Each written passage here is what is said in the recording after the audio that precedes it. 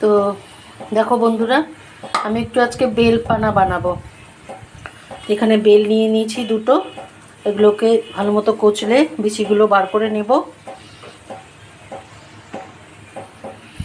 আমি একটু কচলে নিয়েছি। এবারে আমি দুধ দেব,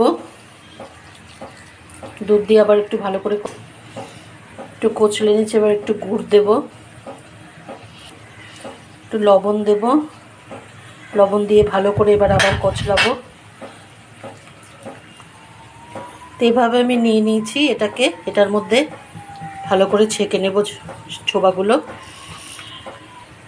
দেখো কিছুটা হয়েছে। এইভাবে একটু একটু জল দিয়ে